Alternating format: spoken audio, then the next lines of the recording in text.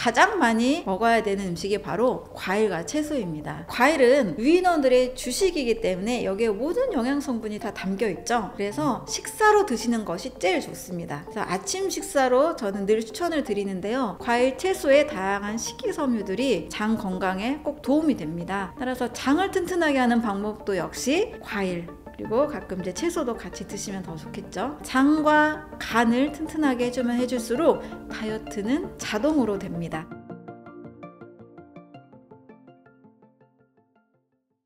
안녕하세요. 저는 완전해독 연구소를 운영하고 있는 류은경입니다. 저는 건강에 대한 바른 지식으로 질병을 예방하고 또 크게 아프지 않도록 돕는 일을 하고 있습니다. 주로 강의나 상담 그리고 책을 집필하는 저술 활동을 하고 있습니다. 반갑습니다. 네, 우리 몸은 원래 꼭 필요한 음식을 먹고 또 잘 배설을 하면 건강한데요.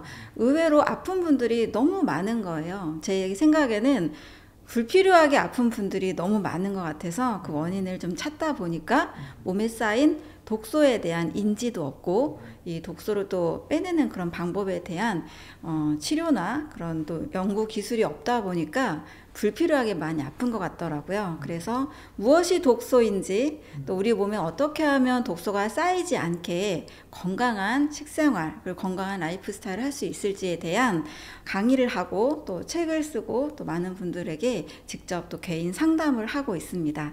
그래서 저를 만나시면 왜 아팠는지 그 원인을 좀 찾게 되는 경우가 병원의 검사 외에도 있다는 것을 알게 되고요. 또 많은 분들이 중금속도 우리 몸에 쌓여가고 있는데 또 많이 인지가 안 돼 있거든요. 이런 중금속에 대한 검사 그리고 우리 몸 전체에 균형적으로 잡혀야 되는 미네랄의 대사, 미네랄에 대한 우리 몸의 균형적인 부분들 이런 것도 같이 파악을 해드립니다. 그리고 왜 몸이 힘들고 소화가 안 되고 자꾸 살이 찌거나 염증이 많아지는지 이런 원인들을 식생활을 통해서 식사요법을 통해서 상담을 해드리고 있습니다. 네, 크게 한 4가지 요소가 있는 것 같아요. 왜 이렇게 많은 사람들이 아플까? 저도 참 많이 생각도 많이 하고 또 많은 자료도 찾아보니까 첫 번째는 우리가 굉장히 이것을 크게 믿고 있습니다. 바로 가족력입니다. 그리고 유전이 됐다 이런 생각을 많이 하시더라고요. 예를 들어 이제 부모님이 한 50대, 60대 정도의 아버지가 고혈압이 있으셨어. 뭐 당뇨가 우리 어머니가 있으셨어. 또 우리 할아버지가 뭐 암으로 돌아가셨어. 이렇게 하면 다 이걸 다 믿으세요.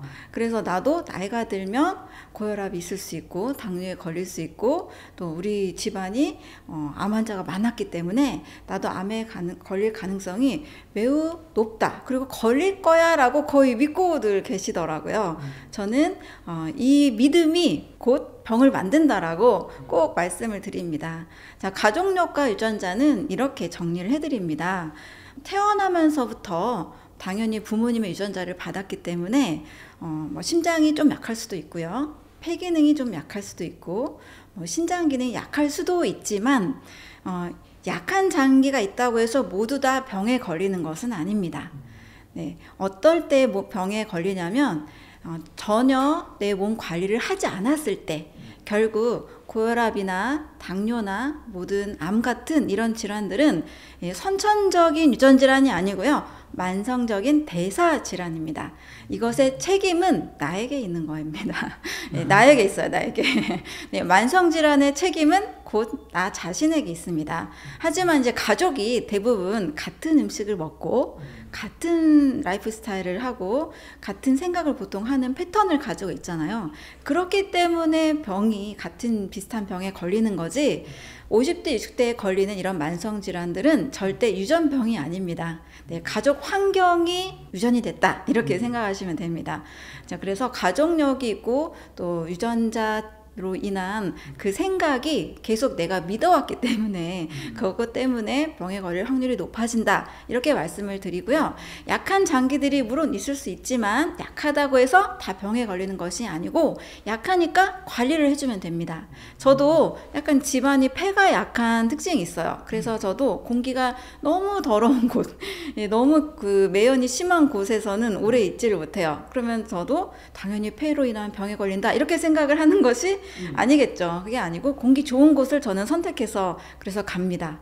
공기가 맑은 곳을 항상 선호하고, 또 주거 환경도 공기가 맑은 곳을 선택하니까 폐로 인한 그런 고통이나 질병을 저는 전혀 걱정하지 않고 살고 있습니다. 그래서 이런 식으로 약한 장기는 당연히 유전이나 가족력이 있을 수 있지만 질병은 가족력이 아니라는 것, 특히 만성질환은 가족력이 아니라는 것을 확인할 수 있습니다. 두 번째로 이것과 연결돼서 우리가 잘못 알고 있는 것이 모든 만성질환은 대사질환이다라는 겁니다. 암은 대사질환이다라는 2014년에 토마스 세이프리드라는 사람이 쓴 책이 있습니다. 우리가 암하면 어땠어요? 다 집안으로 인해서 또는 어떤 유전자 때문에 걸린다라고 대부분 알고 계셔서, 우리 유명한 어떤 헐리우드 여자 배우는 이 유방암에 대한 유전자가 발견이 돼서 미리 이 유방을 또 제거한 분도 계시잖아요. 자, 암은 만약에 유전질환이라면 그 유전자가 있으면 100% 걸릴 텐데, 자, 그것에 대한 확률도 50%이고요. 또 최근에 후성 유전학이라는 학문이 또 굉장히 핫 이슈가 되고 있습니다. 2012년도에 타임지 그리고 네이처에서 동시에 발표했는데요. 후성 유전학이라는 학문이 이제는 의대 교과서에도 있고 또 박사과정도 다 신설이 되어 있습니다. 자, 후성 유전학이라는 것은 무슨 뜻이냐? 에피제네틱스라는 건데요. 제네틱스, 유전학이죠. 유전학 위에 뭐뭐가 있다라는 뜻이에요. 따라서 유전자는 당연히 태어나면서부터 결정이 되어 있지만 이 유전자가 바뀌는 그 과정이 있습니다. 유전자 변이 과정, DNA 메틸화라는 과정을 거쳐야만 암세포로 바뀌는 거예요. 이런 식으로 그 과정을 결정짓는 요소가 환경, 식이 습관, 운동, 스트레스, 이런 다양한 요소들이 있다는 거죠. 그래서 태어나면서부터 암에 걸릴 유전자를 가지고 태어났다. 이런 확률은요, 지금 후성 유전학에서는 2% 미만으로 이야기를 하고 있고요. 98%는 바로 이 DNA가 바뀌어가는 그 환경에 따라서 정상세포로 계속 유지될 수도 있고요. 암세포로 바뀔 수 있다는 것을 이야기하고 있습니다. 그래서 지금 우리가 대부분 만나는 그런 특별한 어떤 전염성 질환이나 교통사고로 사망하는 것 외에는 거의 전 세계적으로 80% 이상이 만성질환입니다. 이 모든 만성질환들은 대사질환이다. 이 대사질환은 나의 신진대사를 건강하게 하면 얼마든지 걸리지 않고 건강한 삶을 만들 수가 있습니다. 자, 그리고 세 번째는 정말 우리가 경계해야 되는 습관이라고 생각을 하는데요. 아프면 약 먹지 뭐, 아프면 병에 가지 뭐, 바로 이런 좀 안일한 대처 방법이라고 저는 생각을 합니다. 자, 우리 몸은 병에 걸리지 않도록 설계되어 있다. 이게 제가 생각하고 또 늘 강조드리는 이야기인데요. 근데 사람들은 아프면 그 증상을 해결하기 위해서 그냥 쉽게 가장 쉬운 방법, 사실 쉬운 건 누구나 사실 좋잖아요. 쉬운 방법, 머리 아프면 그냥 두통약을 먹고, 고지혈증이 생기면 고지혈증 치료제를 먹고, 당이 올라가면 혈당 강화제를 먹고, 그냥 고혈압에 생기면 고혈압 약을 먹고, 이렇게 좀 아픈 증상을 좀 쉽게 해결하려는, 약에 의지하려는 약간 안일한 그런 태도 때문에 너무 많은 사람들이 아픈 것 같아요.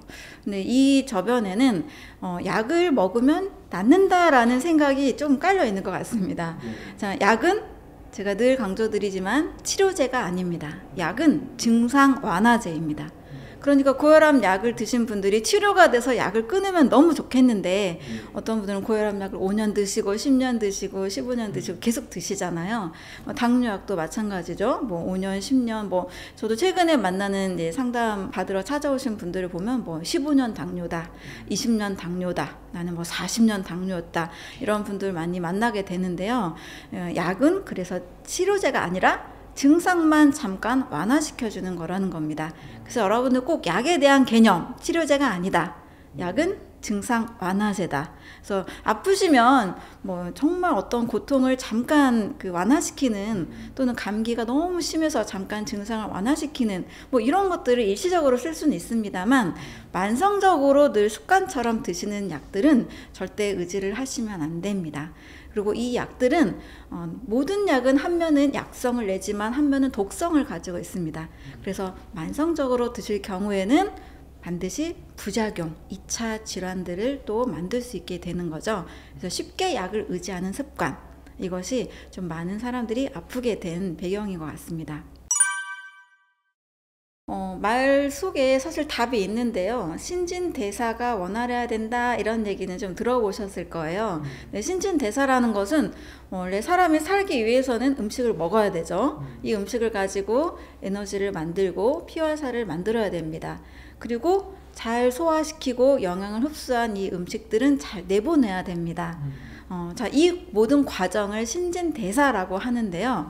자, 소화, 영양 흡수, 그리고 여러 동화작용과 그리고 배설 기능, 자, 이런 일련의 신진대사의 과정들이 어렸을 때는 어느 정도 잘 되다가 어느 순간 나이가 들면 나이 먹어서 그래 라는 이런 말로 우리가 좀 탓을 하기도 합니다. 자, 그런데 저는 신진대사는 뭐 어떨 때는 좀 더 활발할 수도 있고 어떨 때는 좀 약해질 수도 있고, 특히 나이가 들수록 좀 떨어지는 부분이 있을 수밖에 없지만, 그 나이에 맞는 건강관리법을 잘 찾으신다면 누구나 그렇게 힘들지 않게 건강관리를 할 수 있다라고 생각을 하고 있습니다.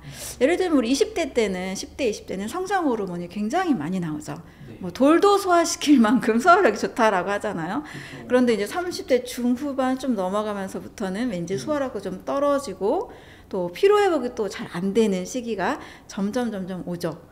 이럴 때는 내 몸에 소화가 잘 되고 몸이 불편하지 않도록 체력 관리를 해주고, 또 몸에 어떤 독소들이 잘 쌓이지 않도록, 염증이 잘 생기지 않도록 관리를 해주면 됩니다.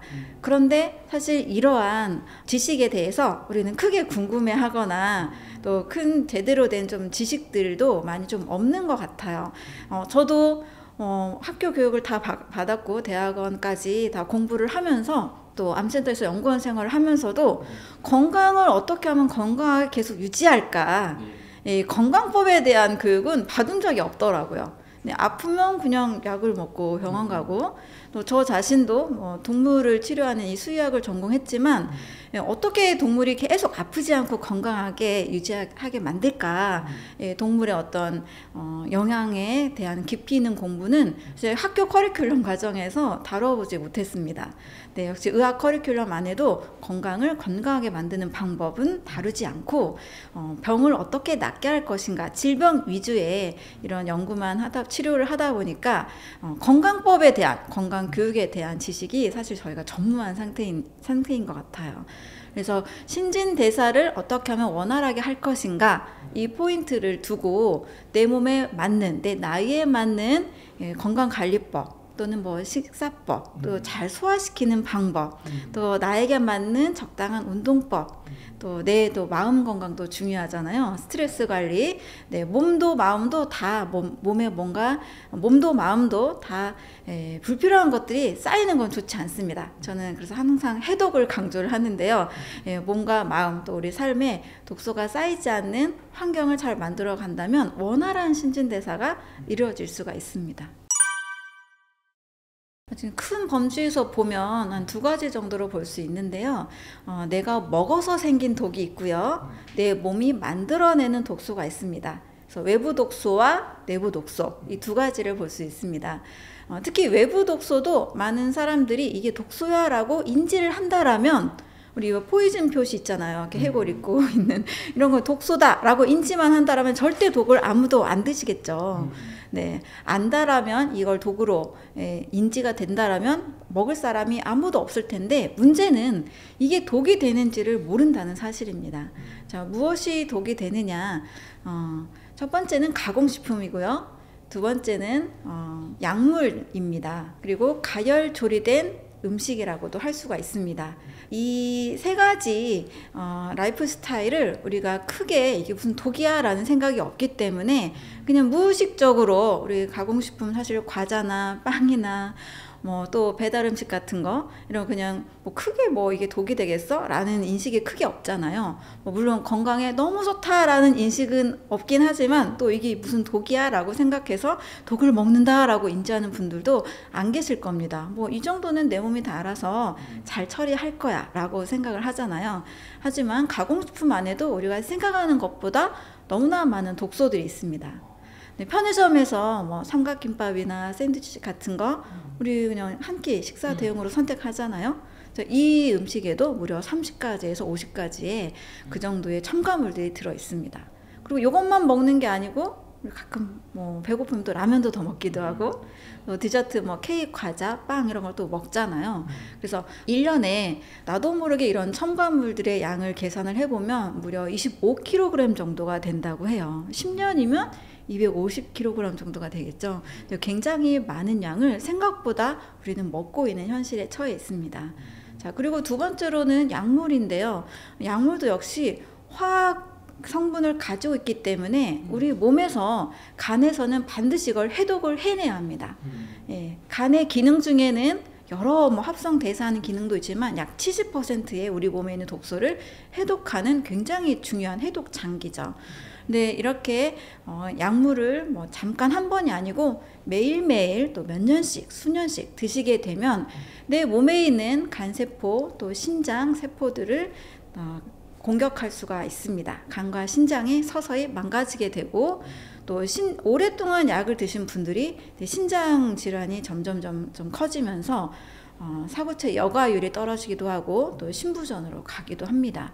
자, 이렇게 해서 약도 만성적으로 먹을 때는 독소가 될 수 있습니다. 세 번째로는 과식을 하는 경우 또는 부패식을 하는 경우입니다.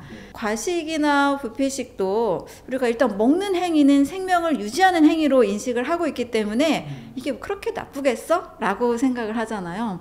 그런데 과식하고 나면 우리 속이 어떤가요? 너무 더부룩하고 소화가 안 되죠. 바로 소화불량 상태가 되는데요. 자, 소화불량 상태가 독소를 만들어냅니다. 저는 소화불량은 독이다 이렇게 제 책에도 썼는데요. 과식을 하면 한 종류 음식만 먹는 게 아니고 다양한 음식을 먹죠. 특히 뷔페식을 하게 될 경우에 과식하기가 쉬워지죠. 거기 가면은 뭐 탄수화물 음식도 먹고 뭐 단백질, 그다음에 지방도 먹고 뭐 채소, 과일, 뭐 초밥 여러 가지 음식을 먹죠. 근데 우리 인체의 소화 기능을 잘 살펴보면 탄수화물, 단백질, 지방은 각각의 소화 요소가 다 다릅니다. 이것을 동시에 완벽하게 소화시키는 만능 소화 요소는 없습니다.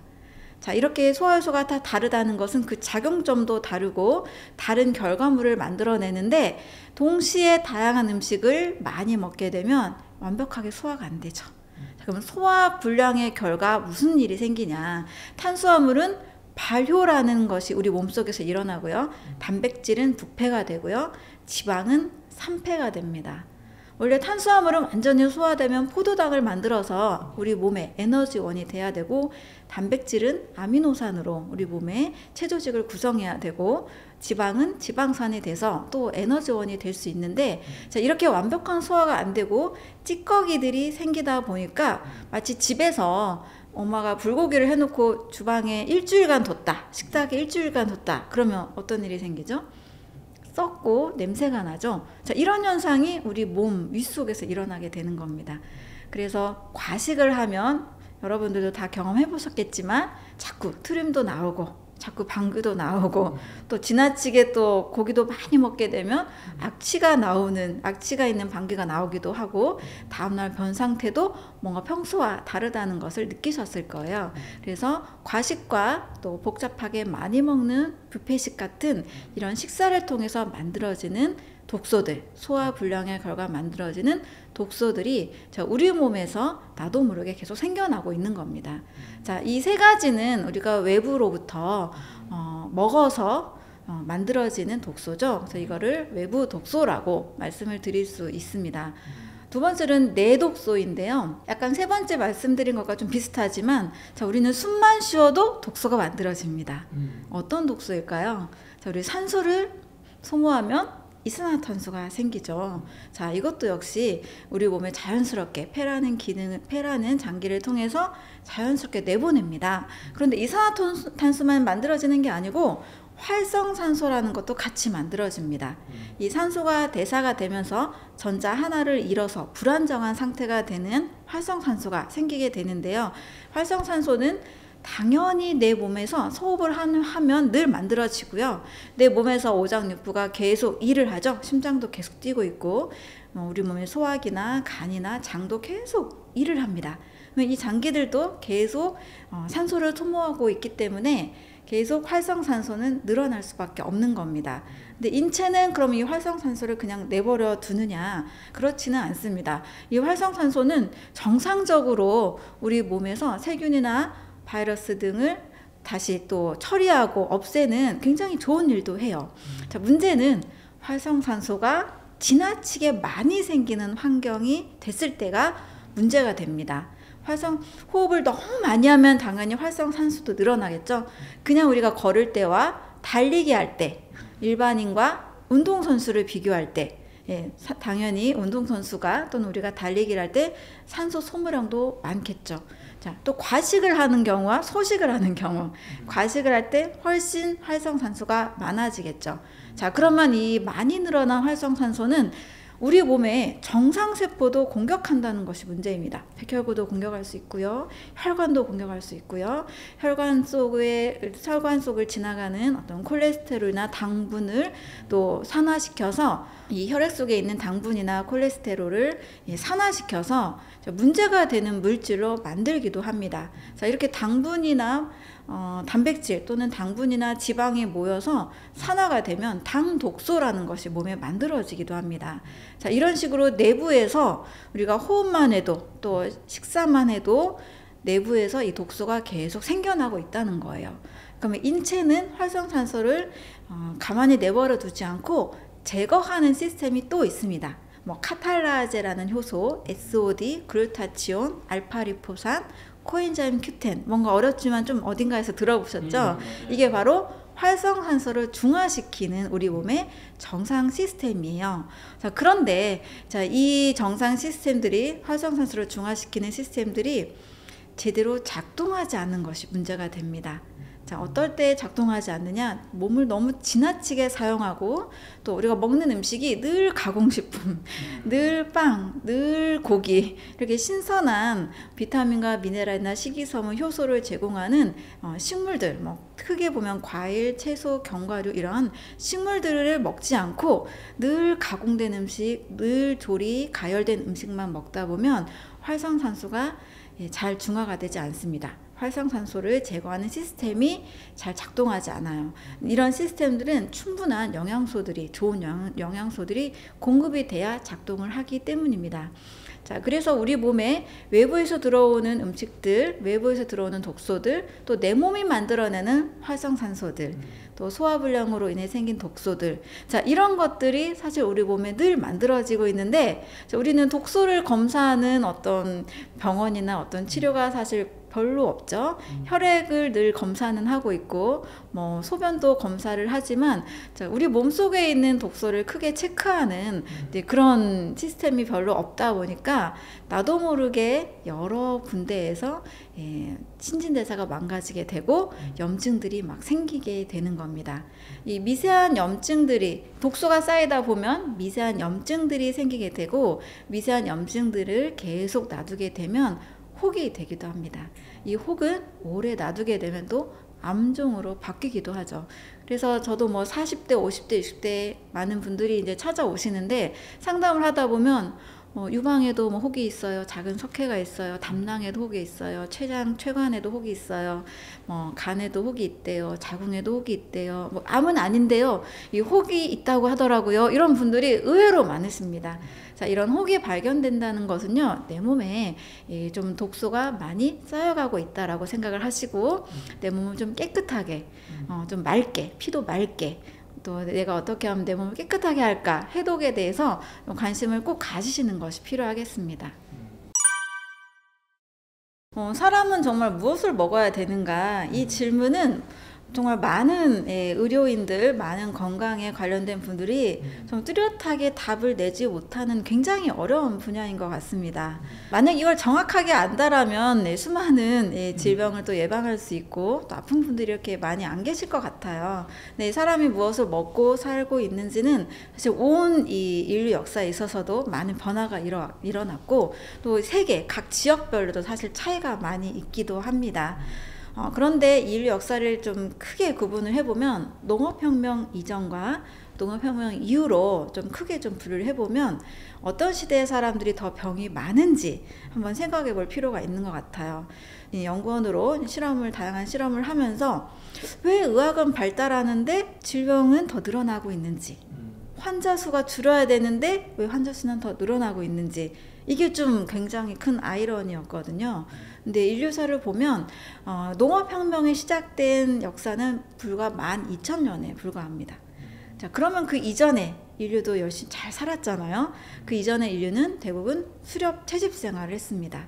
30만 년, 40만 년 굉장히 오랜 세월 동안 수렵 채집 생활을 했는데요. 수렵 채집 생활을 한 인류들은 무엇을 먹었을까? 말 그대로 자연에 있는 것을 따먹고 잡아먹고 살았다는 거죠. 따먹는다는 것은 열매겠죠.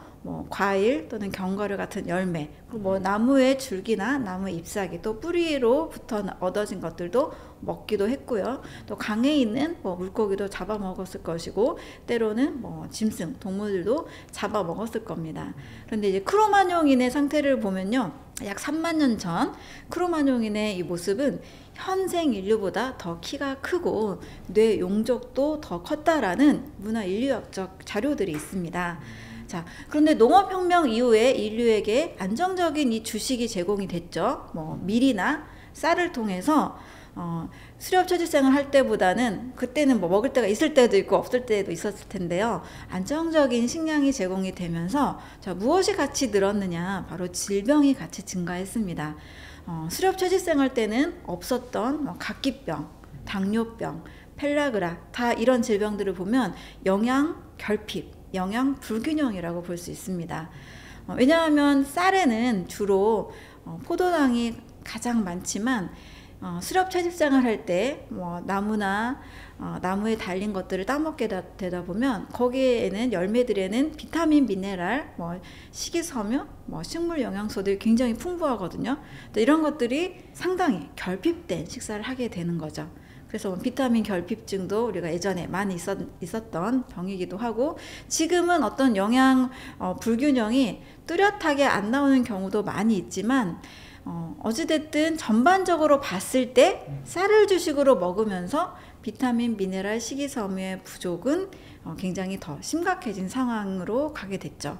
자, 근데 이것을 또 많은 또 영양 전문가들은 그만큼 보충제를 통해서 해결을 하려고 이렇게 하기도 하는데요. 사람은 일단 음식을 통해서 자연이 제공해준 음식을 통해서 가장 좋은 영양을 흡수할 수 있는 형태인 것 같아요. 왜냐하면 사람의 몸이 기계가 아니잖아요. 우리가 공장에서 태어난 것도 아니고, 너무나 이해할 수 없는 생명의 그 신비로움으로 사람이란 존재가 탄생을 한 것들을 보면 역시 사람의 몸도 자연이고, 자연에서 난 것들을 먼저 위주로 먹어야 되는 것이 가장 우리가 기억해야 되는 중요한 포인트가 됩니다. 자, 그런데 요즘 젊은 분들이나 또 이제 바쁘게 살고 있는 분들을 보면 대부분 음식이 이제 가열 조리된 음식이 사실은 대부분이죠. 다 열로 조리를 하고, 한국인도 보면 밥에 국에 찌개 반찬들 보면 다 이제 조리되어 있고 또 많은 양념들로 만들어진 음식들을 거의 대부분 주식으로 먹습니다. 거기다가 젊은 친구들은 가공식품을 또 많이 먹고, 또 마트나 편의점에서 즉석으로 그런 만들어진 간편한 음식들을 먹게 되죠. 그러다 보니 자연에서 만들어진 음식들의 섭취 비율은 상당히 줄어들었습니다. 미국에서 의사들의 의사로 알려진 조엘 펄먼이라는 선생님이 계신데요. 자, 이분도 가장 강조하는 것이 사람이 무엇을 먹어야 되는지에 대한 고찰이고, 어떻게 먹었을 때 병이 없이 건강한가, 이것을 굉장히 많이 연구했습니다. 그러면서 의사들은 대부분 주로 많은 분들이 사실 약과 주사, 수술로 치료를 하시잖아요. 근데 이분은 음식으로, 식사로 많은 사람들을 치료를 하고 있습니다. 첫 번째는 음식이고, 그 다음 필요하면 약이나 주사 뭐 하시겠지만, 근데 이분이 강조하는 주로 먹어야 되는 음식들이 있습니다. 가장 많이 먹어야 되는 음식이 바로 과일과 채소입니다. 과일과 채소의 비율을 거의 합쳐서 약 50에서 70%까지 이야기를 하세요. 과일, 채소를 거의 주식으로 많이 먹고, 그 다음에 한국인들은 사실 쌀의 문화를 가진, 우리는 쌀이 주식이잖아요. 근데 통곡식을 20% 정도로 제한을 하고 있고요. 나머지를 뭐 견과류, 씨앗류, 해조류, 버섯류로 이야기를 하고 있습니다. 거기에 동물성 단백질, 뭐 계란, 우유, 생선 이런 음식들은 10% 이내로 먹도록 권고를 하고 있습니다.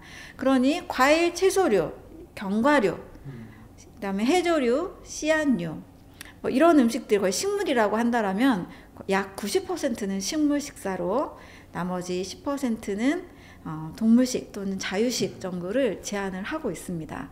자, 그렇게 했을 때 정말 뭐 ADHD나 또는 뭐 알레르기, 천식, 아토피 이런 거에 시달리는 어린아이들이 다 회복이 되는 거예요. 저도 지금 많은 분들을 이제 상담을 하고 있는데 대부분 가열 조리식이 주식입니다. 사실 저도 역시 몰랐을 때 항상 한식 밥상이 가장 좋은 밥상으로 알고 있었잖아요. 이렇게 한식만 위주로 먹다 보면 신선한 음식에 비타민, 미네랄이나 식이섬유, 파이토케미컬들이 부족해지니까 영양 불균형이 오게 됩니다. 따라서 내가 하루에 하루 한 끼라도 과일, 채소를 좀 챙겨 드신다라면 나머지 두 끼의 부족한 영양소들을 좀 보완이 되실 것 같아요. 그래서 우리 삼시세끼 중에 하루에 한 번은 신선한 음식을 먹자. 90%까지 못하더라도 하루 한 끼 정도 신선한 음식에 대한 도전을 꼭 해보셨으면 좋겠습니다. 물론입니다. 열매식, 과일식을 하면서 저는 현재 만성질환이라고 하는 고혈압, 당뇨, 고지혈증 굉장히 많은 분들의 약을 줄이거나 끊게 하고 있습니다. 한국인들이 쌀을 주식으로 하는 문화다 보니까 당연히 흰 쌀밥에 반찬국 이것을 제일 맛있게 드시잖아요. 저도 역시 아주 반짝반짝 윤기가 나는 흰 쌀밥을 아주 좋아하는 사람입니다. 네. 그런데 그렇게 먹다 보면 조금 과식을 하기가 쉬워지고, 또 밥도둑이라고 하는 반찬들이 있잖아요. 약간 짠맛이 나면서 양념이 감칠맛이 도는 그런 반찬들과 함께 먹으면 밥의 양이 막 늘게 돼요. 이러면 금세 뱃살이 찌고 금세 고지혈증과 또 고혈압, 당뇨가 가기가 아주 쉬워집니다. 그래서 저는 좀 쌀밥의 양을 어찌됐든 좀 줄이고 한 만약에 40대 중반, 50대 정도가 되셨으면 하루에 쌀밥은 한 공기만 드시고 그 대신에 뭐 아침 식사를 과일로 하신다든지, 바쁠 때는 뭐 고구마 하나를 드신다든지 또는 바나나 하나를 드신다든지 또는 뭐 채소를 좀 샐러드로 좀 드신다든지 또는 과일과 또 채소를 좀 섞어서 만든 해독 주스를 하루에 한 잔은 꼭 드신다든지, 이런 식으로 식사를, 쌀밥을 줄이면서 신선한 과일, 채소 양을 늘리는 식단을 좀 짜드리면 상당히 많은 분들이 일주일 안에도 당 수치가 줄어듭니다. 당 200 수치를 가지셨던 분도 일주일에 80이나 떨어져서 120까지 내려오기도 하고요. 인슐린을 굉장히 많이 맞던, 인슐린을 계속 의지하고 계셨던 분들도 인슐린 수치를 아주 줄이거나, 또 어떤 날은 혈당이 안정적이어서 인슐린을 안 맞기도 하기도 하고, 또 고혈압 약도 끊게 되기도 하고, 다양한 변화들이 일어납니다. 자, 왜냐하면 열매나 과일 식사를 하게 되면 우리 몸에 소화에 쓰는 에너지가 상당히 줄어듭니다. 자, 우리가 소화를 시키는 거 굉장히 중요한 행위죠. 그래서 인체는 소화에 쓰는 에너지가 약 60에서 80%를 사용합니다. 자, 그러니 좀 과식하면 그날 어떤가요? 식곤증에 시달리고, 네, 또 바로 집중이 안 돼서 공부나 업무의 효율이 떨어지잖아요. 이게 위가 엄청 소화를 시키고 있기 때문에 혈액이 위로 몰려서 뇌에 산소 공급이 줄어들게 돼요. 그러면 식곤증에 시달리게 되는 거죠. 그런데 과일이나 견과류를 많이 먹었다고 해서 식곤증이 오는 경우는 저는 없었습니다. 네, 또 과일로 과식을 해서 막 체하고 소화가 안 되고 이런 경우도 거의 없거든요. 근데 과일 자체에 이 효소가 많이 담겨 있어서 인체의 소화 효소를 거의 사용하지 않습니다. 자, 그러면 몸이 열매식이나 과일식을 많이 하면 할수록 인체는 아주 중요한 생명의 에너지 원이라고 할 수 있는 효소를 계속 보유하게 되는 거예요. 낭비하지 않게 되는 거죠. 소화에 많이 쓰지 않습니다. 그러면 이 효소들은 무엇을 하느냐? 자, 내 몸에 염증이나 독소나 또 여러 조직이나 세포 상태가, 장기 상태가 좋지 않은 곳에 회복을 위해서 씁니다. 우리가 암세포도 매일 생겨난다고 하는데 어떤 사람은 면역력이 좋아서 사라진다고 하고 어떤 사람은 면역력이 떨어졌을 때 암세포가 계속 성장한다, 이런 얘기를 들어보셨잖아요. 바로 이렇게 면역력을 올리는데 사용할 수 있다라는 거죠. 근데 소화에 너무나 많은 에너지를 써버리면 면역력과 세포 재생, 치유, 자가 포식 이런 활동들에 우리 몸에 에너지를 쓸 수 없게 됩니다. 따라서 열매식, 과일식을 하게 되면 그 자체로 영양소도 풍부할 뿐만 아니라 이 소화에 쓰는 에너지를 줄여주고 치료에 쓰는 에너지를 많이 늘려주게 됩니다. 그래서 질병들이 많이 개선이 되고 완화가 되고 몸이 회복되는 일들이 아주 많습니다. 소화불량에 시달리는 이유는 두 가지인데요. 첫 번째는 소화가 안 되는 음식을 먹었기 때문입니다. 네, 소화가 잘 되는 음식이 있고요. 소화가 안 되는 음식이 있습니다. 사람의 소화 효소는 다른 동물들과 저는 확연하게 다르다라고 늘 주장을 합니다. 예를 들어서 육식동물, 사자의 경우를 보면 육식동물은 말 그대로 남의 살을 먹어서 그걸 잘 소화시켜서 자기 몸에 피와 살과 에너지를 만드는 동물이잖아요. 그러면 육식동물은 고기를 잘 소화시킬 수 있는 구조를 태초에 가지고 있습니다. 치아 구조도 남의 살을 뜯어야 되니까 송곳니가 굉장히 발달이 돼 있고, 또 남의 살을 녹여야 되니까 위산이 사람보다 4배에서 10배 정도 더 강합니다. 굉장히 강한 위산을 가지고 있어서 이 동물성 단백질을 다 녹여버리는 거예요. 자, 그리고 이 동물성 단백질은 몸에 오랫동안 머무를수록 암모니아나 요산 요소 같은 노폐물을 많이 만들기 때문에 독소를 굉장히 많이 흡수시킵니다. 자, 그래서 육식동물은 장의 길이가 굉장히 짧아요. 몸에 잠시 머무르고 배출을 할 수 있도록. 잡식동물도 마찬가지입니다. 사람에 비해서, 그리고 초식동물에 비해서 장의 길이가 다 짧습니다. 자, 이런 구조를 가지고 있다는 것은 육식을 하기에 적합한 구조라는 거죠. 사자는 과일이나 쌀이나 이런 걸 먹으면 안 되고요. 육식, 남의 살을 먹는 동물로 원래 태어나게 돼 있죠. 잡식동물은 옴니버라는 이 잡식동물은 육식 위주이지만 쌀이나 과일이나 채소도 약간은 소화시킬 수 있는 잡식동물입니다. 이 잡식동물은 우리 함께 살고 있는 개, 고양이가 여기에 속하는 옴니버 잡식동물이고요. 역시 남의 살을 좀 더 주식으로 먹기 때문에 산이 강하고 장의 길이도 짧습니다.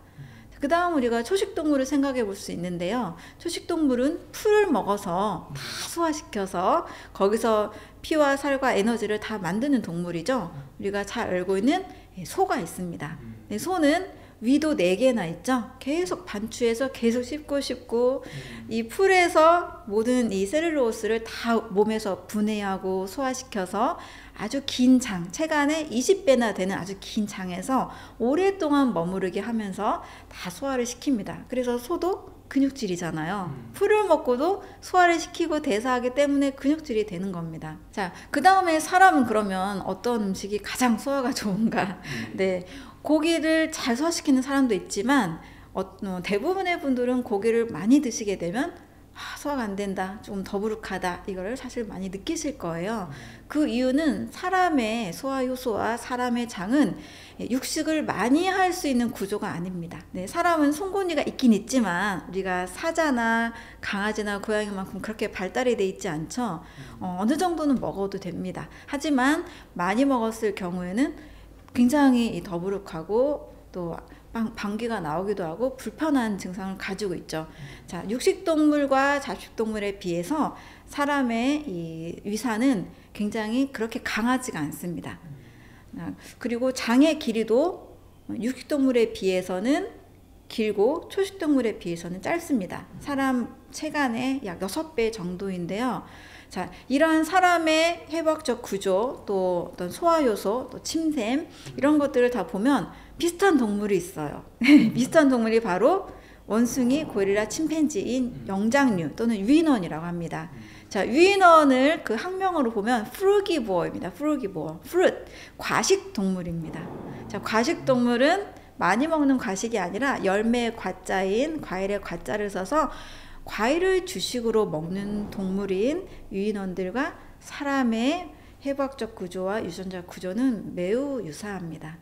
약 99% 정도가 일치하죠. 그래서 사람이 가장 잘 소화시킬 수 있는 음식을 먹으면 됩니다. 그러면 소화불량에 걸리지 않죠.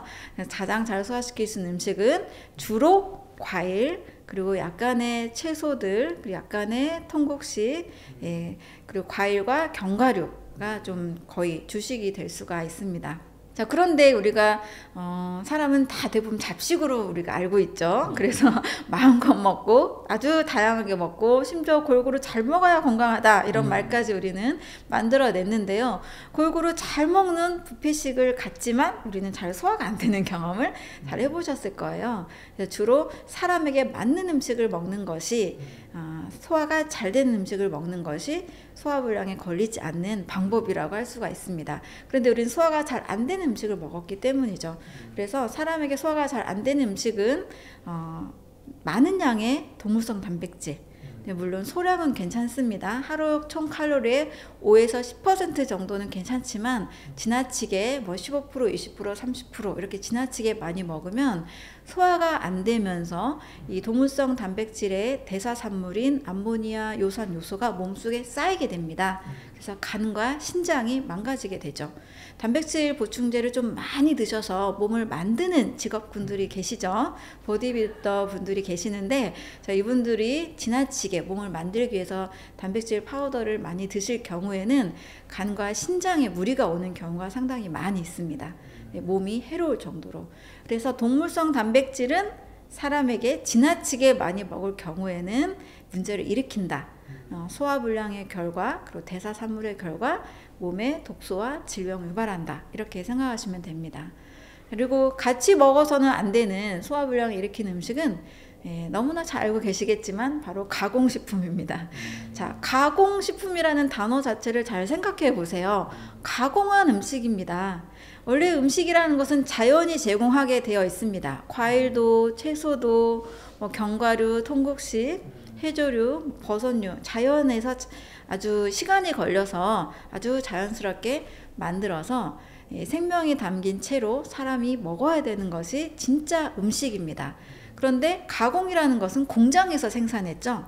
뭐 탄수화물 좀 넣고, 뭐 단백질 좀 넣고, 비타민도 좀 넣고 비슷하게 흉내낸 음식입니다. 그래서 저는 가공식품을 가짜 음식 또는 음식 모형이다 이렇게 말씀을 드리고, 생명이 없는 죽은 음식이다 이렇게 말씀을 드립니다. 그래서 우리가 죽은 음식을 계속 먹게 되면 몸에서 계속 이걸 소화시키기 위해서 굉장히 많은 에너지가 필요합니다. 다 가열되고 생명의 원료가 된 효소가 하나도 없는 그런 음식만 먹게 되면, 한마디로 뭐 가공식품, 패스트푸드, 그리고 다 끓이고 조리고 튀기고 이런 열 처리를 다 한 이런 음식들만 계속 먹게 되면 내 몸이 소화효소를 많이 만들어서 이걸 소화시켜야 돼요.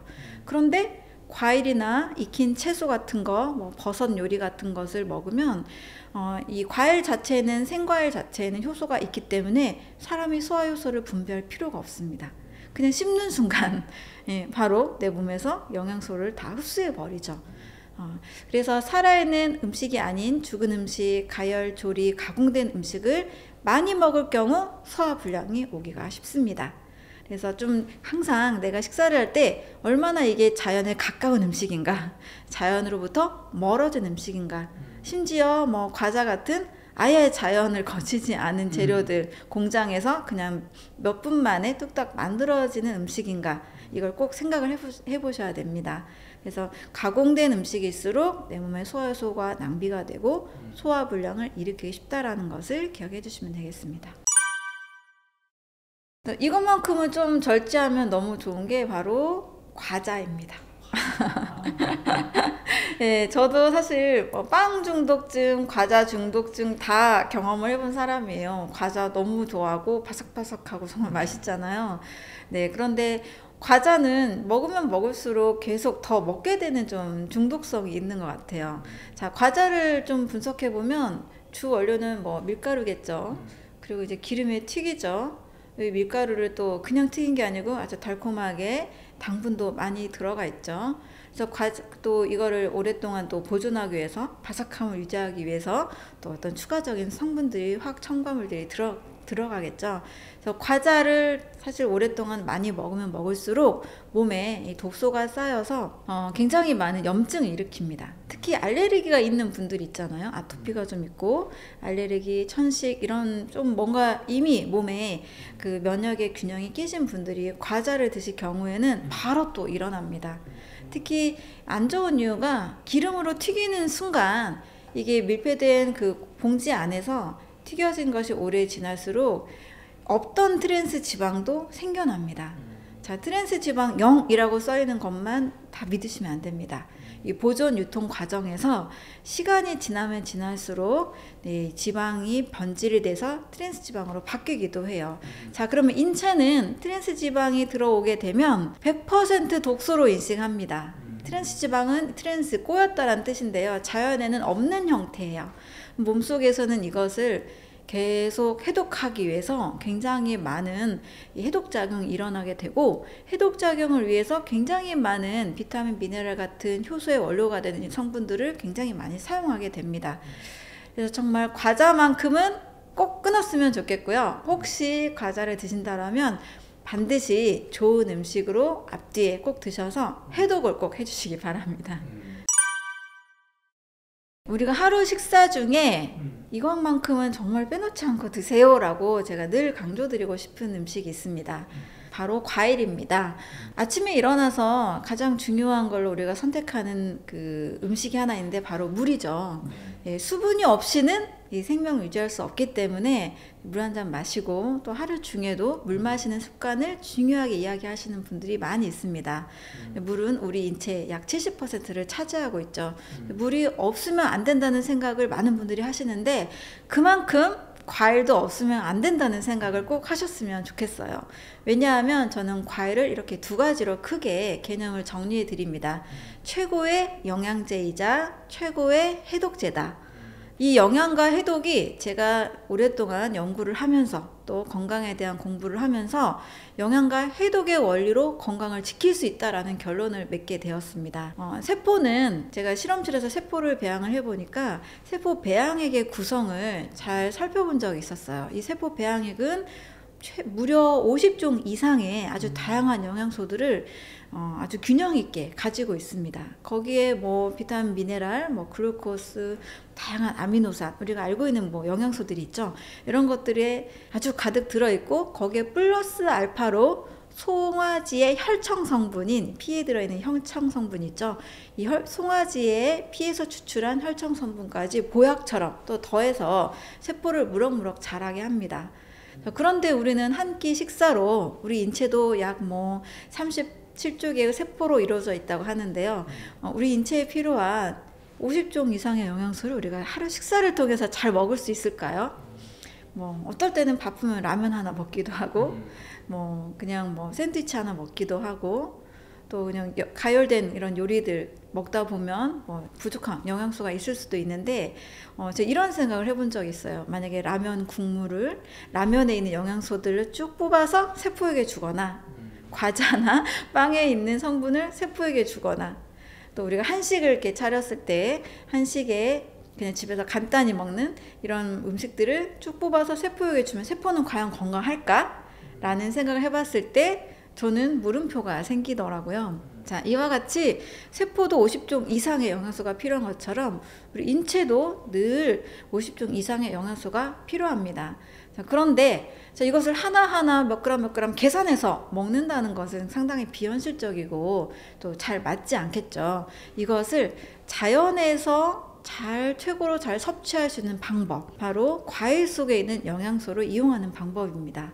제가 처음에는 과학자다 보니까 뭐 비타민 몇 그램, 미네랄 종류와 그 양을 사실 따졌거든요. 이런 걸 따지기 좋아하잖아요, 과학자들은. 그런데 어느 날 많은 이제 자료들을 찾다가, 이 모든 영양소가 사실은 실험실에서 화학적으로 분석해서 얻어내는 그 값보다 이미 자연에는 완벽한 영양이 구성되어 있지 않을까, 자연의 답이 있지 않을까, 이런 생각을 하면서 많은 자료들을 찾다 보니 바로 과일 속에 50종 이상의 영양소, 크게는 저는 9대 영양소라고 설명을 드립니다. 과일마다 또는 열매마다 조금씩 특성이 다르니까요. 9대 영양소가 과일 속에 들어있더라는 거죠. 이 9대 영양소는 탄수화물, 단백질, 지방, 에너지를 내는 3대 영양소죠. 비타민과 미네랄, 그리고 식이섬유, 이렇게 해서 6대 영양소가 되고요. 또 과일의 거의 80~90%는 수분이죠. 7대 영양소에다가 과학자들이, 특히 암을 연구하는 이 학자들이 가장 주목하고 있는 성분이 식물 영양소, 파이토케미컬인데요. 바로 이것도 과일 속에 들어있고, 또 살아있는 음식에만 있는, 생명을 가진 동식물에만 있는 효소, 엔자임도 바로 과일 속에 있는 겁니다.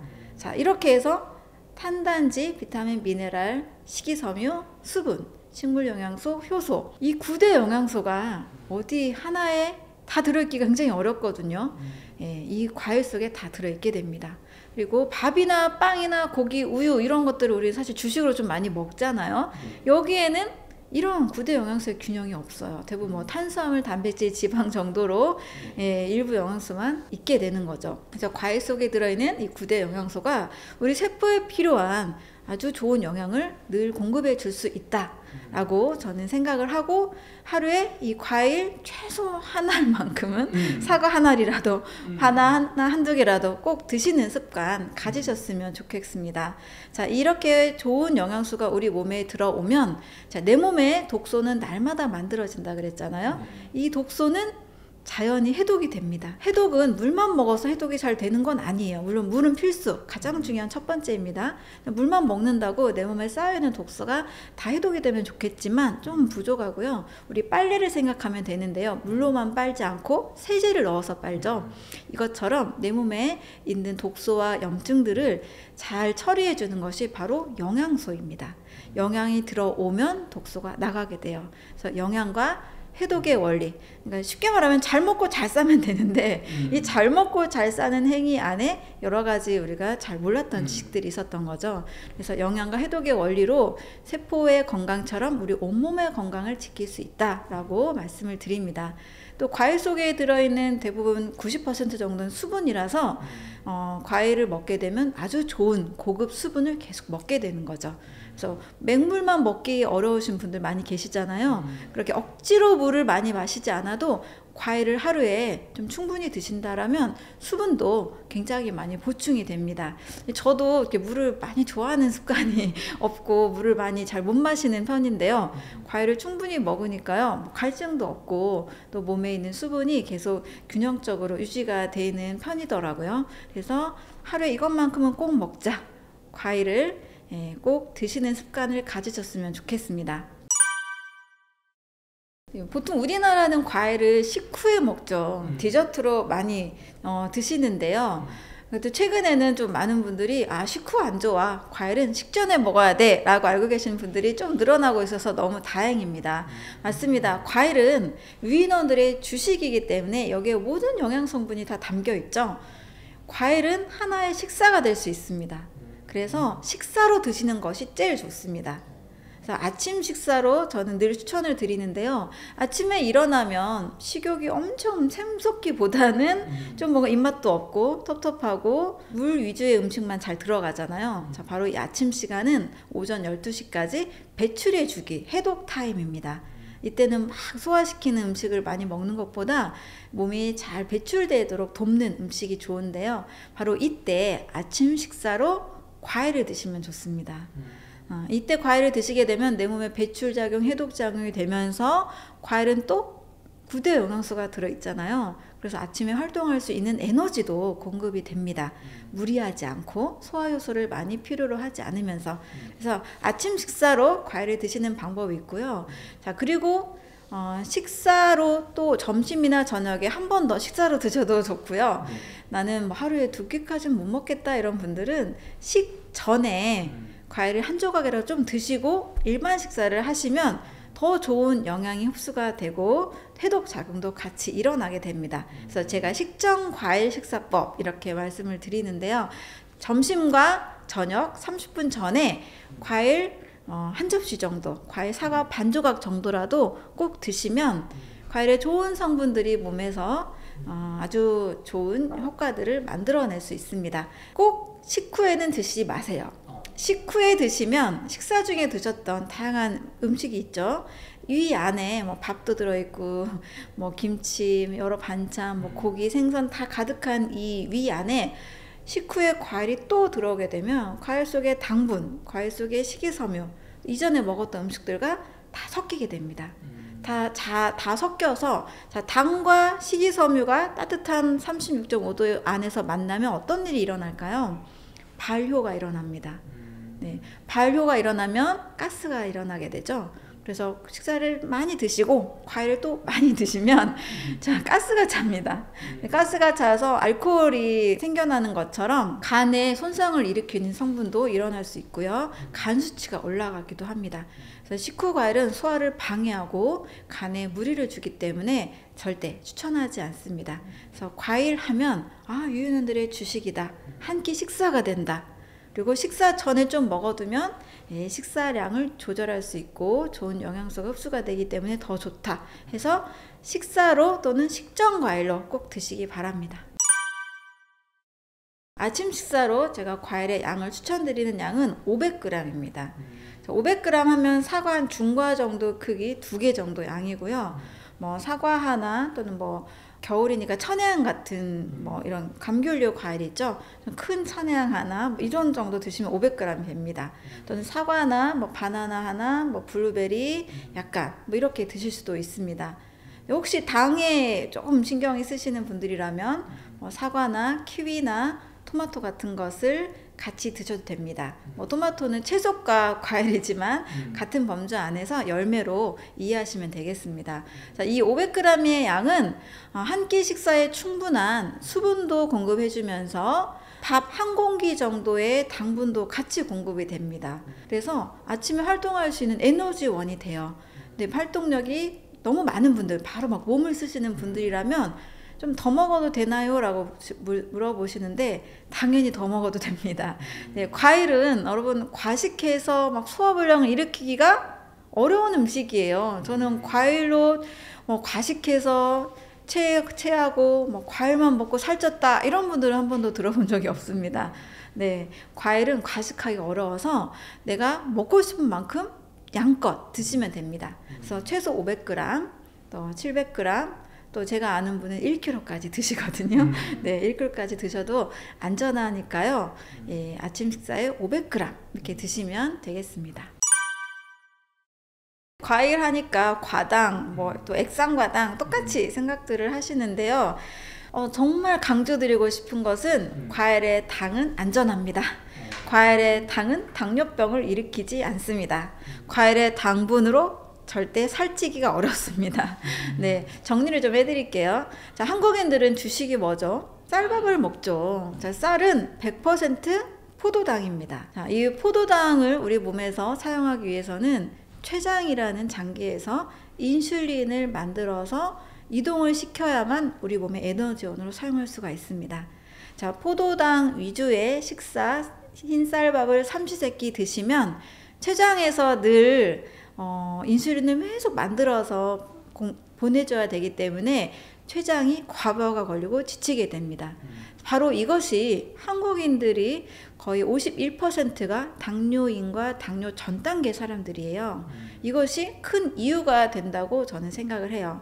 물론 흰쌀밥도 드시고 뭐 라면, 국수, 우동, 뭐 디저트, 과자, 빵도 다 드셔서 또 액상과당이 많이 들어있는 음료수 같은 것도 더 드셔서 문제가 되겠지만 나는 쌀밥만 건강하게 먹었는데 왜 내가 당뇨가 걸렸냐 이런 분들도 꽤 많으시거든요. 바로 100% 포도당인 쌀이 좀 지나치게 많이 먹은 결과 췌장에 무리가 온 것으로 볼 수가 있습니다. 자, 그런데 과일을 주식으로 먹는 유인원들, 원숭이들이 똑같이 당뇨병에 걸릴까요? 과일의 당분은 세 가지 종류입니다. 포도당과 과당과 자당이에요. 자, 그 중에서 포도당은 인슐린을 당연히 같이 있어야만 우리 몸에 운반이 되지만 과당 같은 경우에는요, 인슐린 필요 없이 간에서 바로 사용하는 에너지원입니다. 자, 과당이 다 나쁜가요? 아닙니다. 그냥 과일의 프룩토스, 과일의 과자에서 가져온 과일에 있는 당 성분이라고 해서 과당으로 이름 지어진 건데요. 이걸 헷갈려 하시는 것 같아요. 옥수수 시럽에서 만든 액상과당. 자, 이 액상과당은 인위적으로 만드는 겁니다.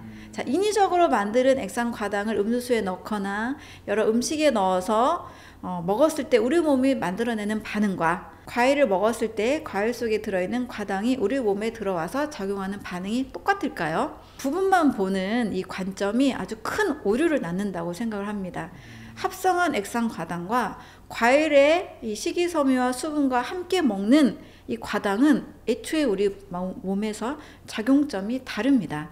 그래서 과일의 과당은 내 몸에서 쌓여서 중성지방을 만든다 이렇게 주장하시는데요. 저는 과일식 7년 8년 먹고 저희 가족도 다 먹고 있지만 뭐 중성지방, 뭐 고지혈증, 당뇨 전 단계 전혀 없습니다. 또 저에게 상담받고 과일식으로 바꾸신 분들은 오히려 고지혈증이 해결이 되고 고혈압과 당뇨가 다 해결이 되지 심각하게 더 심해지는 분들은 단 한 분도 안 계십니다. 그래서 좀 자연 전체로 바라보는 그 관점과 합성해서 만든 인위적으로 만든 것이 우리 몸에 작용하는 아주 부분적으로 보는 관점. 자, 이 관점을 꼭 저는 생각해 보시기를 바라고요. 한 3일만 아침에 과일 드셔보세요. 제 말이 나는 아무래도 과일의 과당과 액상과당 똑같아 라고 생각하시는 분들이 그냥 실험 삼아 한번 3일만 한번 경험해 보신다면 몸이 아주 달라지는 것을 확인할 수 있을 겁니다. 그래서 결론적으로 과일의 당분은 포도당과 과당과 자당으로 구성이 되어 있고, 자, 그 양도 사과의 경우에는 100g당 11g 밖에 되지 않습니다. 자, 쌀밥의 경우 흰 쌀밥을 100g 정도 먹는다라면 한 30에서 40g 정도가 포도당입니다. 자, 10g과 30에서 40g 한 서너 배가 더 많죠. 그래서 밥 한 공기를 먹었을 때는 한 공기 정도 한 210g 정도 치면 한 80g 정도 당분을 섭취하는 건데요. 사과 500g을 드신다라면 한 50g 정도밖에 당분이 되지 않습니다. 그것도 과당과 자당이 있어서 인슐린 저항성을 일으키지 않아요. 그래서 양으로 쳤을 때 흰 쌀밥 한 공기보다 과일 500g을 먹어도 양이 훨씬 더 당분의 양이 적다는 것. 그것도 포도당은 한 3분의 1밖에 안 되기 때문에 인슐린 저항성, 췌장의 건강에 무리를 전혀 주지 않는다는 거 꼭 기억하시면 좋겠습니다. 과일의 과당을 안전하게 드시는 분들이 계세요. 바로 운동선수입니다. 운동선수들 운동 전후에 특히 마라톤 선수들 뭐 드시죠? 바나나 드시잖아요. 바나나 먹으면 바나나의 과당이 바로 간에서 에너지원으로 사용하기 때문에 몸에 쌓이는다는 것은 잘못된 영양학적 지식입니다. 그래서 아주 에너지 효율 1등급, 뭐 소화효소도 필요가 없고요. 인슐린도 필요가 없는 좋은 당분은 과일에서 더 잘 섭취할 수가 있습니다. 추가적으로 쌀밥을 많이 드시고 액상과당 음료수, 빵과 디저트, 과자 요거 드시는 분들이 훨씬 더 몸에 병이 많다라고 할 수 있습니다. 네, 과일이 좋다고 하니까 과일 주스를 또 드시는 분들이 계시고요. 과일 착즙을 또 많이 해 드시기도 합니다. 해독 주스 이런 거. 예, 과일의 당분은 가는 순간 다 쪼개져서 혈당을 빠르게 상승시킵니다. 자, 우리 인체는 자연스럽게 혈당이 올라가는 게 아주 좋습니다. 그러니까 흰쌀밥, 뭐 라면, 흰 밀가루로 만든 음식이 나쁘다고 하는 이유도 분해가 워낙 빨라서 혈당 상승을 빨리 일으킵니다. 그러면 인슐린이 빠르게 나와서 혈당을 또 확 떨어뜨리기 때문에 계속 반복될 경우 저혈당이 일어나게 되고, 빨리 이동시키는 그 당분들은 지방간, 고지혈증, 또 나중에 고혈압, 당뇨 이렇게 연결되는 확산되는 질병입니다. 자, 그래서 빠르게 상승시키는 건 무조건 좋지 않다. 빠른 혈당을 일으키는 것은 좋지 않다. 과일의 당분도 식이섬유와 물과 같이 있어서 입에서 씹어 먹으면 천천히 침과 함께 섞이면서 혈당을 서서히 상승시키기 때문에 그건 문제가 안 됩니다. 갈면 빨리 마시죠. 자, 수분은 10초 안에 우리 혈액으로 들어갑니다. 마시는 순간 혈액으로 바로 섭취가 돼요. 그럼 너무나 빠르게 혈당 상승을 일으킵니다. 그래서 인위적으로 갈아서, 원래 항상 저는 자연의 질서라는 말을 말씀을 드리는데, 씹어서 먹으면은 인위적인 게 아니죠. 근데 갈아서 빠르게 혈당을 상승시키면 이것은 나중에 저혈당증에 또 문제가 되기도 합니다. 그래서 과일은 절대 착즙하시거나 또 갈아 드시면 안 됩니다. 자, 그런데 이제 해독 주스 같은 건 좋지 않느냐 하시는데요. 저도 과일, 채소, 스무디는 추천을 드리는 편입니다. 여기에는 이제 채소를 또 절반 정도 더 넣어서 물과 함께 절반이나 3분의 1 정도 과일의 당분이 희석이 됩니다. 그러면 마셔도, 채소는 단맛이 원래 없잖아요. 그래서 마셔도 과일의 당분이 흩어져 있기 때문에 빠른 혈당 상승을 일으키지 않습니다. 이런 의미에서 채소가 많이 들어간 해독 주스는 안전하고, 과일로만 만든 과일 주스, 착즙 주스는 좋지 않다고 할 수 있습니다. 또 이제 과일 좋다 하니까 말린 과일도 좋냐 이렇게 물어보시는데요. 말리는 순간 과일에 아주 영양가 많은 수분은 다 사라지는 상태죠. 그리고 당분이 또 농축이 된 상태입니다. 그러면 또 아주 단맛이 강화된 음식을 먹다 보니까 역시 혈당 상승에 우려가 있습니다. 그래서 말린 과일, 그리고 과일 주스, 과일 착즙 주스, 요거는 잘못된 과일 섭취라고 할 수 있습니다. 그럼 과일잼 토스트에 발라 먹으면 안 좋은 건가요? 잼을 만들 때도 어떻게 만드나요? 보통 과일과 설탕을 거의 1대1의 비율로 섞습니다. 과일 안에도 당분이 아주 많은데 설탕이 또 너무나 많이 들어가게 되죠. 아주 당분 덩어리라고 볼 수 있습니다. 그래서 잼을 발라서 드시는 거는 아주 그냥 가끔씩 기호식품으로 드시는 거는 큰 문제가 없겠지만, 지속적으로 매일 드시면 너무나 또 초과된 당분 섭취가 되겠죠. 자제하시기 바랍니다. 네, 다이어트라는 것은 몸에 있는 지방을 빼는 거죠. 네, 살을 뺀다라는 말을 보통 사용하지만 우리가 근육을 빼고 싶은 분은 아무도 안 계실 거고요. 몸에 여기저기 쌓여있는 지방, 체지방 또는 내장 지방을 빼고 싶을 겁니다. 그리고 이 체지방과 이 내장 지방에는 우리 몸이 감당해야 되는 독소들을 또 끌어안고 있는 경우도 많기 때문에 독소, 식품 첨가물들 여러 가지가 같이 쌓여 있기도 합니다. 자, 그래서 다이어트를 하실 때는요, 반드시 해독을 하셔야 됩니다. 지방을 빼는 것이 목적이기 때문에 몸에 쌓여있는 독소들을 같이 빼야 지방과 독소가 같이 빠집니다. 근데 해독은 어떨 때 잘 되느냐? 바로 충분한 영양이 들어와야 해독이 잘 됩니다. 그냥 굶고 뛴다고 해독이 되는 게 아니거든요. 그래서 다이어트는요, 사실 건강과 같이 직결된 표현입니다. 내가 몸이 살이 쪘다는 것은, 지방이 쌓였다는 것은 현재 지방 대사가 잘 되지 않는다는 뜻, 신진대사가 원활하지 않다, 몸이 건강하지 않다라는 뜻입니다. 그래서 다이어트는요, 살만 빼려고 칼로리 줄이고 막 운동해서 살만 빼려고 할 것이 아니고요.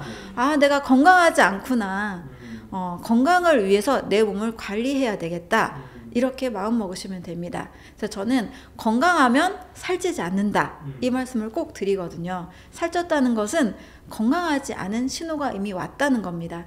그래서 우리 보통 건강 전문가들, 의사 선생님들이 건강을 위해서 살을 빼십시오 라는 표현을 하시잖아요. 좀 맞지 않고요. 건강하면 살찌지 않습니다. 그리고 다이어트를 한다는 것은 건강을 목표로 하면 살이 자동으로 빠지게 됩니다. 자, 그러면 어떻게 해독을 잘 할 수 있을까? 자, 바로 해독하는 장기에 집중을 해야 됩니다. 자, 해독 장기라 하면 어떤 장기가 있나요? 간이 있습니다. 맞습니다. 간, 그리고 몸에서 노폐물들을 잘 내보내는 장이 있습니다. 바로 간과 장 건강을 주목하라 라고 말씀을 드립니다. 바로 지방을 내보내야 되잖아요. 또 몸에 있는 독소를 내보내야 되니까, 자, 지방 대사, 그리고 독소 분해를 가장 잘하는 간 건강에 집중을 하면 됩니다. 자, 근데 간이라는 장기는 1단계와 2단계를 통해서 해독을 하고 뭐 여러 영양소를 합성하고 저장하고 대사하기도 하는데요. 내 몸에 지방이 넘쳐나면 간에서 또 지방을 머금고 있기도 합니다. 그것이 바로 지방간이 되는 거죠. 이것이 넘치고 넘치다 보면 막 체지방으로 내장지방으로 계속 쌓인다는 거죠. 이 지방 분해를 우리가 운동을 통해서 칼로리를 소모하면 당연히 빠지겠지만 얼마나 힘이 드는가요? 예, 그래서 운동으로 살 빼고 또 먹는 거를 줄여가지고 살 빼는 사람들 보면 굉장히 독하다라는 얘기 하잖아요. 굉장히 도전하기도 어렵고 또 이것을 이룬 사람들도 굉장히 소수인데요. 저는 맛있고 달콤한 걸 먹으면서 살을 빼라 라고 말씀을 드립니다. 바로 간에 1단계, 2단계 해독에는 꼭 필요한 영양소가 있어야 되는데요. 자, 1단계 이 해독에 꼭 필요한 영양소가 비타민 A, C, E와 다양한 항산화 영양소들입니다. 이 영양소들이 간 세포에 꼭 필요한 영향을 줘서 독성 물질을 불렸다가 잘 배출할 수 있도록 도와줍니다. 2단계에도 역시 영양소가 필요합니다. 글루탐산, 시스테인 이런 영양소들이 아미노산들이 2단계 해독에도 꼭 필요한데요. 영양이 있어야만 간 세포가 해독을 잘 해내고 독소를 배출한다라는 결론에 이르게 됩니다. 그래서 저는 간 건강을 위해서 충분한 영양을 먹어야 되는데 그 무엇을 먹어야 될까? 바로 제가 항상 강조하는 과일입니다. 비타민 A, C 어디서 구하기 쉬워요? 과일에서 구하기 쉽죠? 다양한 항산화 영양소, 포도의 레스베라트롤, 토마토의 라이코펜, 파인애플의 브로멜라인, 베타카로틴 이 모든 것들이 과일에 가장 많이 들어있죠. 물론 채소에도 같이 들어 있습니다. 근데 제가 달콤하게 먹으면서 살 빼는 법을 말씀드릴 때는 첫 번째 과일입니다. 그래서 아침 식사로 과일을 드시고 식전에 오렌지 하나씩이라도 더 드신다면 한 달에 제가 한 4kg에서 5kg까지 빼신 분도 봤거든요. 그래서 근데 특징이 굉장히 재미있습니다. 이 4, 5kg 정도 좀 빠르게 감량을 하는 분들의 공통점을 보면 우리가 빼고 싶은 거는 계속 지방이잖아요. 근육은 안 빼고 싶고 오히려 근육은 늘리고 싶잖아요. 근데 신기하게도 체지방만 빠지고 근육은 늘어나거나 근육은 그대로 있는 경우가 굉장히 많습니다. 70대 중반이신 그 어르신도 제가 상담을 해드렸는데 한 달 만에 근육은 0.4kg가 늘고 체지방은 3kg가 줄었습니다. 여러분 70대면 보통 신진대사가 조금 더 느려지는 때잖아요. 그럼에도 불구하고 간 건강이 과일 식사로 간이 튼튼해지니까 다이어트가 아주 쉬워지더라는 겁니다. 자, 거기다가 운동을 과격하게 했느냐? 그러지도 않습니다. 근데 만약에 여러분들이 운동도 같이 겸해서 하신다라면 훨씬 더 좋은 효과가 있겠죠. 그래서 다이어트를 하실 때는 간 건강에 주목하시고 이 간 해독력을 올려주는 과일 식사, 아침 과일 식사, 또 식전 과일 꼭 활용해 보시면 좋습니다. 자, 그리고 장도 역시 우리가 비만세균이다, 날씬세균이다 이런 말 들어봤잖아요. 네, 뚱뚱한 사람의 이 장내 건강, 장내 미생물을 보니까 퍼미큐테스라는 비만세균이 많이 있는 것을 보았고요. 날씬한 사람을 보니까 박테로이데테스라는 날씬세균이 많이 있는 것을 확인을 했습니다. 그래서 뚱뚱한 사람의 경우 되게 억울함을 호소하는 분들이 계세요. 나는 많이 먹지도 않는데 살찐다. 맞아요. 난 물만 먹어도 살찐다. 쟤보다 내가 적게 먹었는데 내가 더 살찐다. 쟤는 왜 많이 먹어도 살 안 찌냐. 이런 억울함을 호소하는 분들이 계시잖아요. 저는 그분들이 다 정말 진실을 말하고 있다고 생각을 합니다. 그분들은 장 상태가 나쁜 거예요. 이 장내 비만세균, 장내 유해균이 좀 많다 보니까 정말 적게 먹고 칼로리도 많이 안 먹는데도 계속 살이 안 빠지고 찌는 현상이 일어날 수 있습니다. 이게 과학적으로 밝혀진 얘기거든요. 자, 그러면 비만세균은 줄이는 것이 좋겠고 날씬세균은 늘리는 것이 빠르게 다이어트를 하는 방법이 되겠죠. 바로 날씬한 세균, 좋은 균을 늘리는 것도 과일에 있는 성분이 그 역할을 해줍니다. 장내 유익균들은 올리고당이나 프룩토 올리고당이나 갈락토 올리고당 같은 복합 당류를 먹어서 자기들의 먹이를 삼고 있고 과일, 채소의 다양한 식이섬유들이 장 건강에 꼭 도움이 됩니다. 따라서 장을 튼튼하게 하는 방법도 역시 과일 그리고 가끔 이제 채소도 같이 드시면 더 좋겠죠. 해서 장과 간을 튼튼하게 해주면 해줄수록 다이어트는 자동으로 됩니다. 그래서 여러분 힘들게 굶고 막 저칼로리 계산하시고 뛰고 이렇게 접근하지 마시고 내 몸에 지방 대사를 하고 노폐물을 빼주는 간과 장을 신경 써야 되겠다. 그러면 건강해지면서 몸에 염증도 사라지면서 살이 빠지게 되는 아주 좋은 효과가 있습니다. 하루 한 끼 정도는 챙기실 수 있을 거라 생각이 들어요. 제가 막 헬스장 다니면서 살을 힘들게 빼는 분에게 이제 과일 식사, 아침이라도 과일 식사를 권한 적이 있었는데요. 이분이 하시는 말씀이 과일도 먹기 힘들다 이러는 거예요. 자, 헬스장 가서 1시간 달리는 게 힘드세요? 과일 먹는 게 힘드세요? 네. 1시간을 달리는 것보다 사과, 오렌지 하나씩 드시는 거 훨씬 쉽잖아요. 제가 더 먹으라고 하는데도 이보다 더 쉬운 방법이 있겠습니까? 라고 말씀을 드리고 실행을 하셔서 한 달에 5kg 정도 감량하신 분이 계시는데요. 여러분 힘들게 막 뛰는 거 이것만 혹시 정답이라고 알고 계셨던 분이 계신다면 과일 도시락을 꼭 싸가지고 다니시기를 추천을 드립니다. 그래서 아침 식사로 집에서 드시거나 혹은 못 드실 경우에도 사무실 가셔서 이렇게 과일 도시락 하나 놓고 오전 내내 드시는 거예요. 아침에 그래서 500g, 뭐 700g도 좋아요. 이거를 드시고 조금 더 노력을 하신다면 이제 점심과 저녁은 외식하기가 쉽잖아요. 여기 뭐 토마토 한 봉지라도, 파프리카 한 봉지, 뭐 사과 반 개라도 점심 저녁에 뭐 오렌지 하나라도 한번 드시고 하나씩 드시고 나서 일반 식사를 하시는 겁니다. 자, 그리고 일반 식사를 하실 때도 주의할 점이 있어요. 쌀밥을 먼저 드시기보다 반찬 중에 만약에 샐러드나 채소나 쌈채소나 해조류나 버섯류 같은 식물들이 있다. 이것은 혈당이 낮기 때문에 그 반찬들을 먼저 먹는 겁니다. 그리고 쌀을 천천히 씹어서 드시면 음식의 속도나 순서만 바꿔도 혈당 속도가 굉장히 달라집니다. 그래서 식사를 하실 때, 외식을 가실 때는 오렌지 하나, 뭐 방울토마토 좀 몇 개 드시고 나서 채소 반찬 위주, 식물 반찬 위주를 먼저 드신다면 훨씬 이전과 다른 몸을 만드시게 될 겁니다. 그래서 아침 식사 한 끼 꼭 챙겨 주시고요. 혹시 점심 저녁에 꼭 외식을 한다라면 식전 과일 또 식사 중 채소 선택 이것을 기억해 주시면 도움이 될 수 있습니다. 설탕 때문에 제로 식품이 많이 나오긴 했습니다. 설탕에는 칼로리가 없고 제로 음료에는 칼로리가 없다, 무칼로리다, 0칼로리다 해서 이렇게 살찌는 것을 이제 막아주는 광고들을 많이 하게 되는데요. 많은 또 연구 조사를 했겠죠. 네, 아스파탐 같은 경우 당연히 칼로리는 없지만 자, 우리 인체는 사실 칼로리로 움직이는 게 아닙니다. 우리 몸은 정말 너무나 조화로운 육체적, 정신적, 사회적, 뭐 또 영혼에 관련된 너무나 조화로운 인체를 종합적으로 가지고 있기 때문에 단순히 칼로리로 접근하면 실패합니다. 아스파탐이나 이런 제로 콜라 같은 거기에 들어있는 인공 감미료들이 있죠. 자, 인공 감미료는 칼로리는 없지만 우리 몸의 뇌 시상하부라는 것을 계속 자극하는 것으로 알려졌습니다. 이 시상하부가 하는 일은 식욕 중추와 식욕 억제 중추, 포만 중추를 서로 조절하는 역할을 합니다.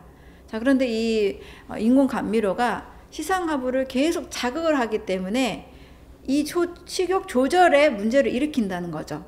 자, 칼로리는 없지만 계속 식욕 조절이 안 되는 상태, 비만 상태로 만들 수 있다는 겁니다. 그래서 칼로리로 접근하지 마시고 우리 몸 전체에 신진대사가 자연스럽게 원활하게 돌아가게 만드는 방법에 더 집중을 하셔야 돼요. 사실 칼로리라는 것은 100년 전에 나온 개념이에요. 칼로리는 어떤 음식을 태웠을 때 발생하는 열을 측정한 겁니다. 네, 물 1도씨를 올리는데 발생하는 열을 측정한 거라서 우리 몸은 태워서 발생하는 열이 아니라 소화돼서 소화 효소에 의해서 만들어지는 에너지로 움직이게 되잖아요. 그래서 칼로리라는 개념은 사실 없어져야 됩니다. 네, 100년 전에 나온 개념이고 태워서 발생하는 열이 아니기 때문에 어떤 음식이냐에 따라서 또 뭐 삶았느냐 구웠느냐 튀겼느냐에 따라서 다 달라질 수밖에 없습니다. 단 가공식품 있죠. 빵이나 과자나 다 가열 조리된 음식의 경우 당연히 고칼로리 음식이 당연히 살을 빨리 찌게 하겠지만 그런 개념으로 계산하면 사실 맞지 않습니다. 왜냐면 살아있는 음식, 과일 500칼로리 먹었을 경우와 빵 300칼로리 먹었을 경우 우리는 칼로리를 접근하면 뭐가 살찐다고 대답하기 쉬울까요? 빵 300칼로리가 훨씬 더 적잖아요. 그런데 과일 500칼로리를 먹었을 때가 우리 몸은 더 살이 잘 빠진다는 겁니다. 그래서 칼로리 개념보다도요, 우리 몸에 자연스럽게 내 몸에 간, 장, 신장, 췌장, 위, 우리 온몸 또 뇌까지도 건강하게 만드는 음식이 무엇인지를 먼저 체크하셔야 됩니다. 그래서 인공 감미료도 역시 뇌의 시상하부, 비만을 일으킬 수 있는 이 중추를 계속 자극할 수 있기 때문에 문제가 될 수 있다라고 보는 것이 더 안전합니다.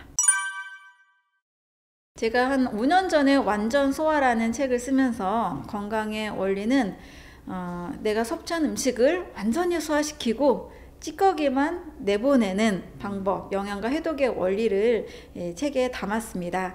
그래서 건강에 대해서 위 건강법, 장 건강법, 간 건강법, 네, 그리고 이제 3월에 좀 개정 중부에서 췌장 건강법까지 제가 책에 담았는데요. 이 각 장기들의 건강법 그리고 완전히 소화시키는 식습관을 가지게 되면 만성질환으로부터는 저는 자유로워질 수 있다라고 말씀을 드립니다. 그리고 모든 가장 소화가 잘 되는 음식을 구성을 하고 주식을 찾다 보니까 과일에 대한 관심을 크게 갖게 됐습니다. 어떻게 과일을 먹고 어떤 과일을 먹어야 되는지, 과일이 어떤 유익이 있는지는 두 번째 책인 아침 과일 습관에 담았습니다. 아침 식사만큼은 과일로, 만약에 전 국민이 이렇게 하신다면 저는 정말 우리나라에 많은 아픈 분들이 굉장히 줄어들 거라고 생각을 합니다. 그리고 많은 암도 예방할 수 있을 거라고 생각을 합니다. 그래서 아침 과일 습관, 그리고 코로나를 겪으면서 면역력에 대한 고민들이 굉장히 많아졌잖아요. 제가 지나가면서 고기를 먹어서 면역력을 올려야 된다라는 문구도 보고 좀 충격을 받은 적이 있었는데 완전 면역이라는 책을 쓰게 됐습니다. 인체는 완전한 면역을 이룰 수 있는 너무나 정교한 면역 시스템을 가지고 있습니다. 우리 몸은 쉽게 갑자기 생겨난 바이러스에 대해서 쉽게 무너지는 허술한 몸이 아닙니다. 그래서 새로운 바이러스에 대한 공포가 계속 있을 수밖에 없는데요. 우리 인체는 바이러스로부터 이겨낼 수 있는 다양한 면역 시스템 그리고 항체를 만들 수 있는 힘이 있다라는 것을 꼭 강조드리고 싶었습니다. 그래서 사람이 현재 만성질환으로 전 세계가 80% 인구가 사망을 하고 있는데요. 이런 만성질환들은 충분한 지식과 바른 식습관을 갖춘다면 우리가 절대 고통받을 이유가 없습니다. 그래서 만성질환으로부터 꼭 자유를 얻으셨으면 좋겠습니다. 우리가 건강하고 행복하게 살기 위해서 많은 지식을 얻고 또 투자를 많이 하고 계실 텐데요. 가장 소중한 것은 첫 번째 건강이라고 할 수 있습니다. 건강을 잃으면 많은 부와 많은 명예나 이런 것들이 큰 의미가 없게 되잖아요. 그래서 건강을 위한 투자, 또 건강을 위한 바른 지식과 약간의 실천, 행동을 더하신다라면 현재 하고 있는 모든 일에서 더 행복하고 더 건강한 삶을 누리실 수 있을 것 같습니다. 계속 건강하고 행복한 삶을 누리셨으면 좋겠습니다. 감사합니다.